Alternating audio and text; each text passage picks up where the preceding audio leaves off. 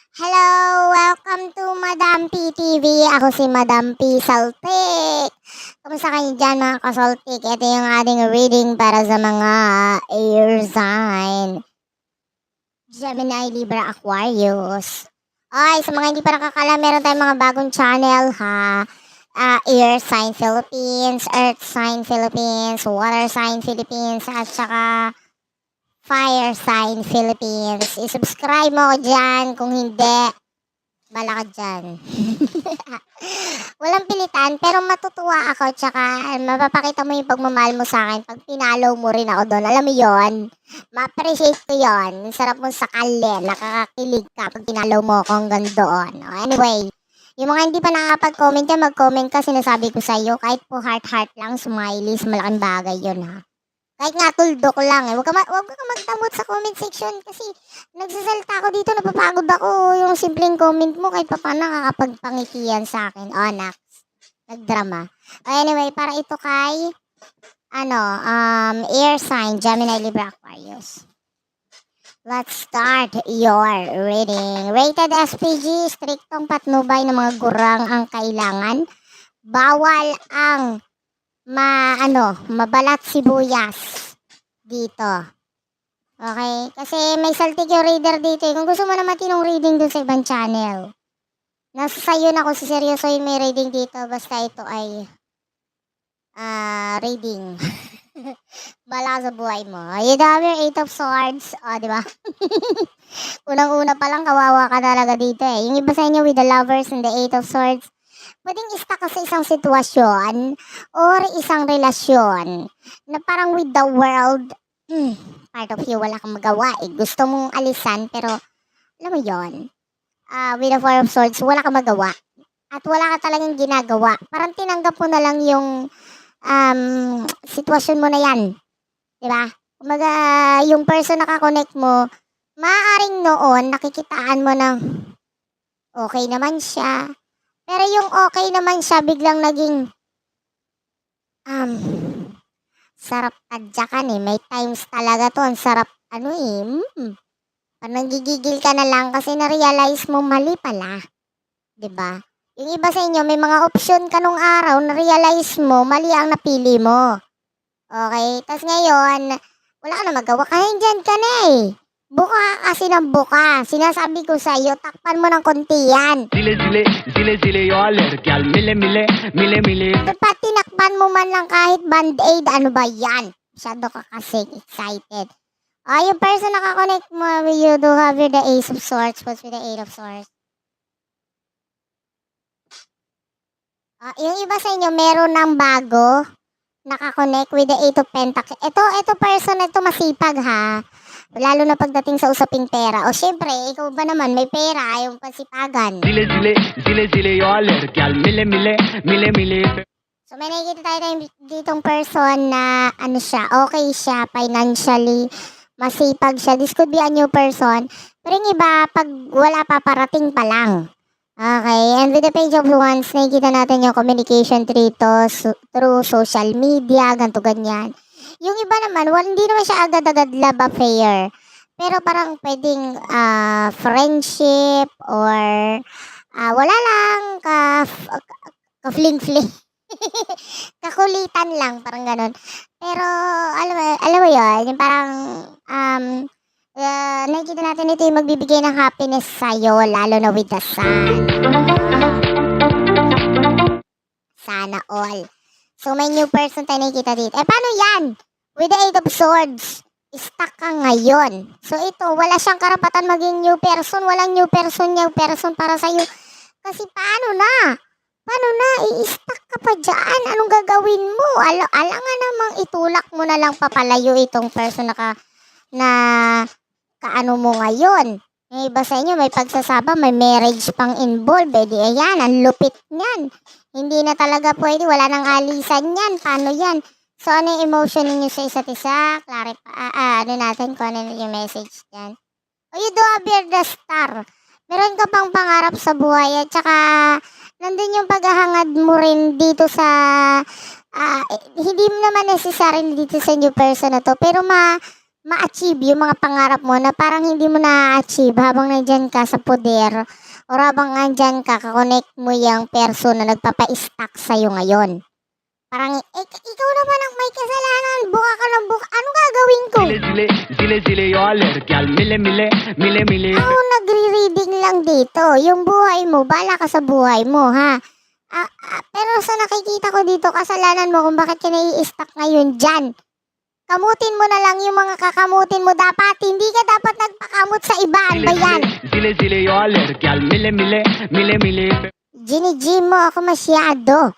Hindi ako dapat na-stress. Na-stress ako sa'yo. Ngayon mag-angad ka na ngayon ng masayang buhay.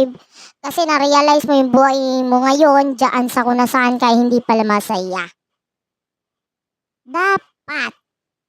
Sa halip na humarot ka nung araw, nagsagot-sagot ka na lang ng crossword puzzle sa dyaryo. O kaya humanap ka ng ibang hobby. Hindi yung gano'n, nagpa-hobby-hobby ka sa iba. O ngayon, ano nang gagawin natin? Stuck ka na ngayon, may pangarap ka pa pala sa buhay. Dapat inabot mo muna yung pangarap mo bago ka nagpaganyang-ganyan. Zile yoler gyal mile O ngayon, ano yung emotion ng person na ito? Itong new person sa buhay mo. Yung iba pwedeng connected kayo sa career, ganun. Basta may money na involved.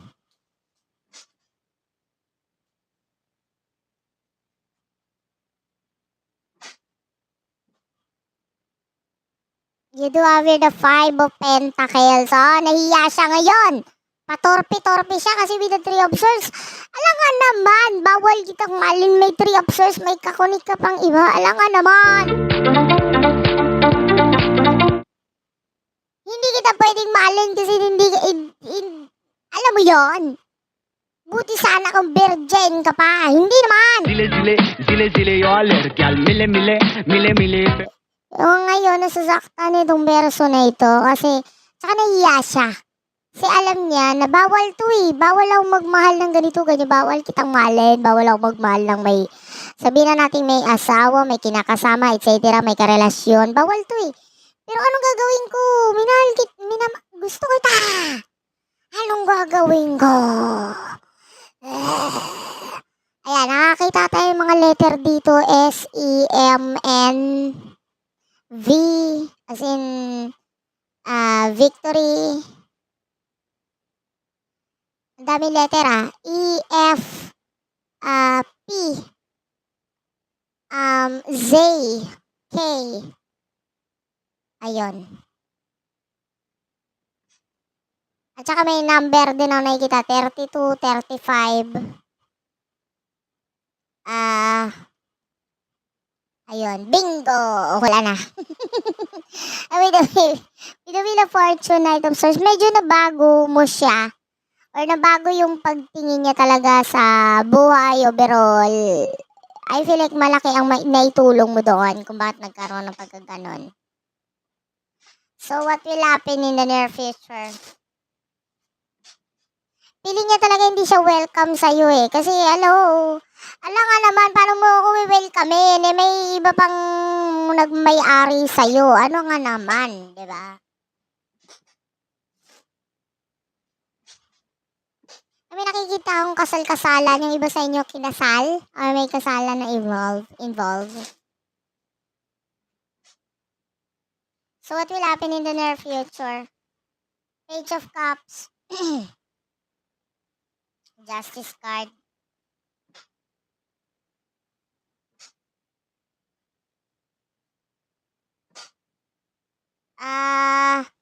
Five of Wands and the Queen of Cups. Actually, nakakita tayo dito ito person to magagalit siya. Pero hindi sa'yo. Kasi alam nga naman anong kinalaman mo dyan. Nagagalit siya sa sarili niya kasi bakit kanya minahal? Bakit kasi ako nagka-feeling sa'yo? Kasalanan ko to. Dapat alam ko lang noon pa lang nung tingininging. Ikaw na yung tingining ng buhay ko noon pa lang. Dapat di ko na pinalalim yun hanggang tingininging lang. Diba nung una kanyang makita para siyang nakakita ng diwata sa CR, o diba? Nagningning yung mga mata niya. Tapos dapat, agad doon lang yun, crush-crush lang. Pero na-develop! Anong gagawin natin na develop yung person mo sa'yo?